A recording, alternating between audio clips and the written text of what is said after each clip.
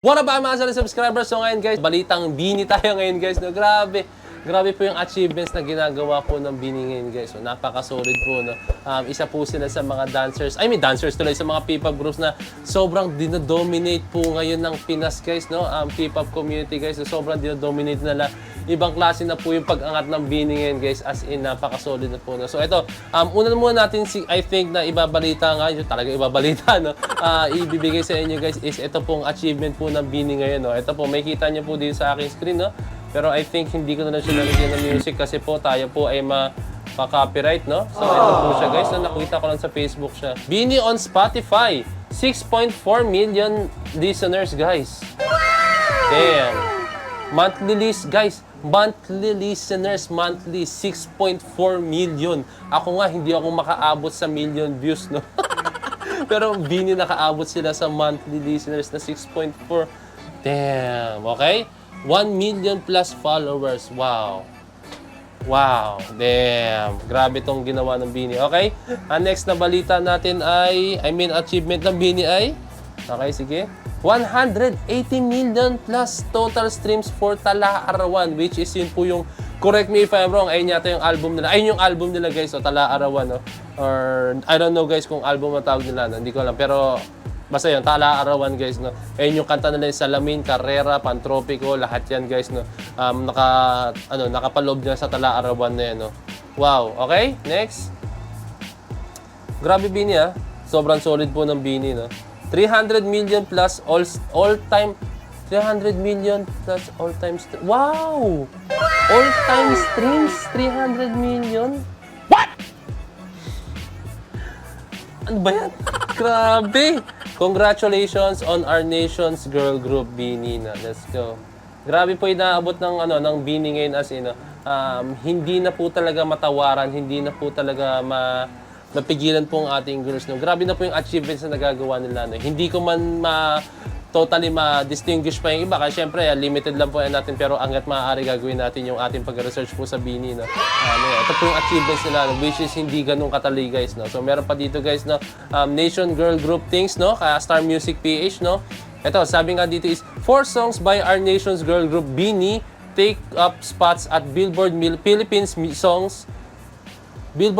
Songs chart for the week of June 8, 2024 with hashtag Bini Salamin Salamin at number 1.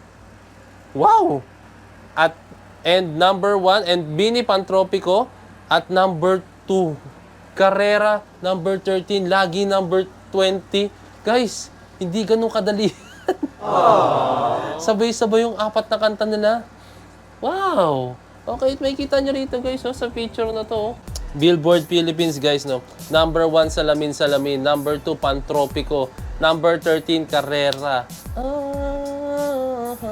Let's go. Number 20 Lagi nang umaawit. Let's go.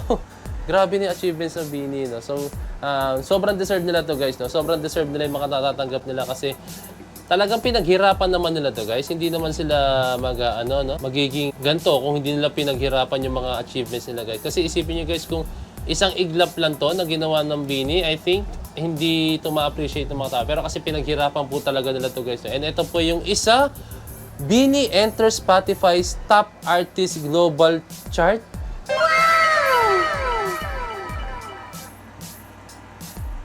Wow! Top artist means sila yung number 1. Wow, damn. Global guys, hindi local chart, hindi local chart.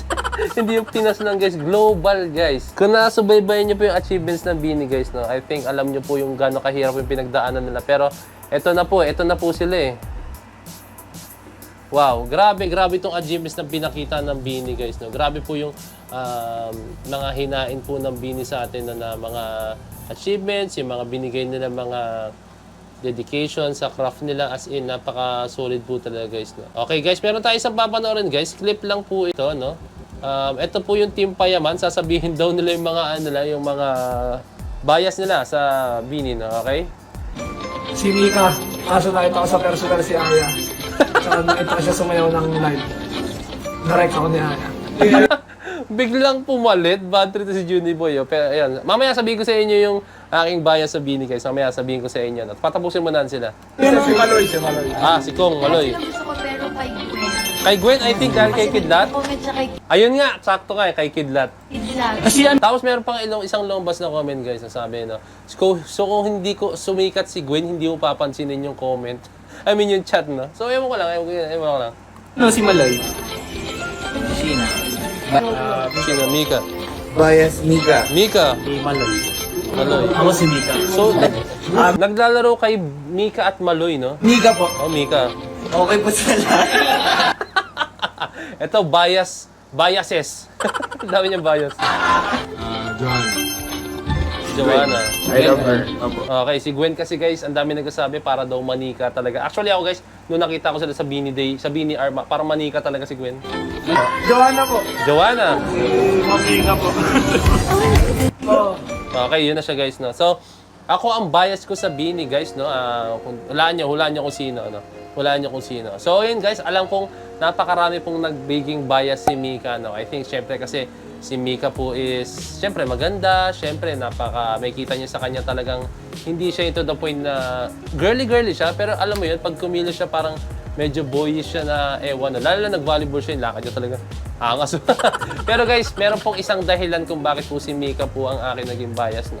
Hindi naman siya hindi naman siya ganun kana, pero si Mika po ang akin naging bias kasi nung na-meet ko po ang Bini po. Ewan ko, I think marami na pong blooms na nakapakinig nito, pero si Mika po ang akin naging bias gawa po nung napakinggan ko sila. I mean, nung napanood ko sila sa Body Rock guys, no, nung nag-perform kami, I mean, lumabang kami noon. And syempre, thank God, kami po ay naging representative po ng Pilipinas sa ibang bansa. Nag-second place kami sa Body Rock Asia, no? Which is nag-guest po dun yung ang Bini, no? So lilipad kami sa America very soon guys, no? Let's go. Represent namin ng Pilipinas. So wait, ano pa yun? Last year pa.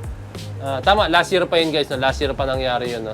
Nag-perform po ang Bini guys. Hindi pa sila ganun kaputukan talaga guys. As in, and dun, basta, I think talagay ko nalilink sa baba guys, no? Or i-search nyo na lang Point of Heads Body Rock Asia, no? Tapos meets Bini, no? And ayun, habang nanonood ako sa gilid nun guys, habang nag-ayos niya ako ng camera, no? Actually, nag-take ako ng camera. Hindi ko na videohan eh. As in, tapos habang nagkapalit ako ng battery, tapos nakatingin lang ako sa kanila. Ang una nakapansin sa akin guys is si Mika. Guys, promise, si Mika po. Parang habang nag-practice sila, nag-stage blocking sila, may tugtog. Hindi ko na maalala kung anong kanta. It's either na or or hindi lagi or lagi, parang lagi yata yan. Tapos si Mika parang nakita niya ako, parang, hindi ko maalala guys kung kumuha siya, basta parang nag-second look siya.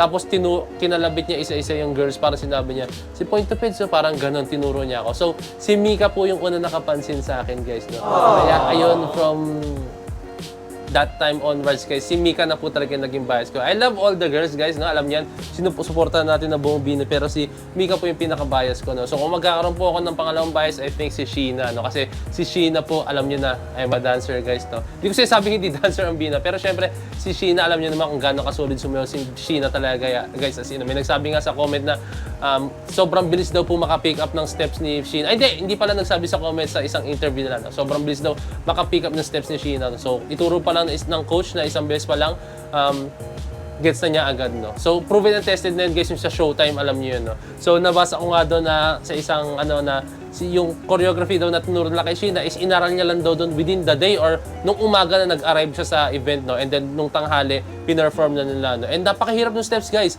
Pero yung, nadubulol ako.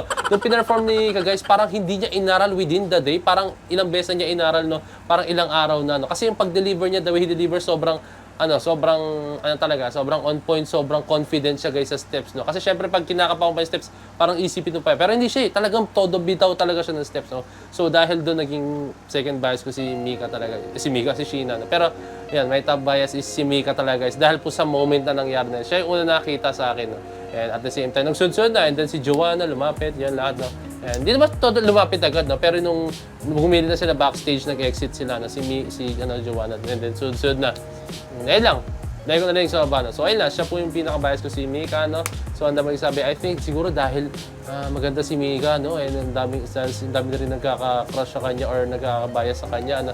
Hindi guys, hindi sa ganun dahilan po talaga guys, no? Lahat sila guys, sa lahat po ng girls ng Bini is maganda. Pero yun nga, naging bias ko si Mika dahil sa moment na yun. No? So paulit-ulit na ako, yun lang guys, no? So yun lang.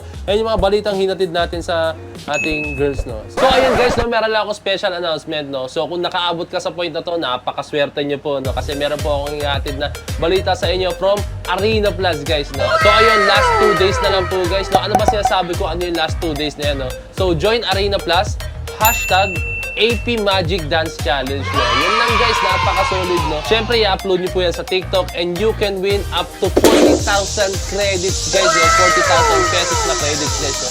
Napaka-solid nun. Siyempre, that's a special treat from Arena Plus. Kaya kung ako sa inyo, guys, no? Gumawa na po kayo ng dance challenge, no? Gagawa si Point of Pels ng dance challenge regarding that. But wait!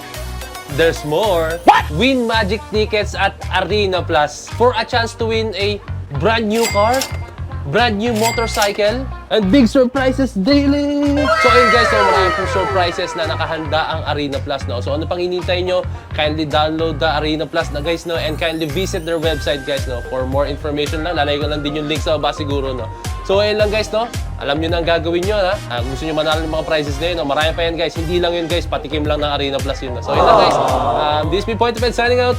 Peace! Let's cheat!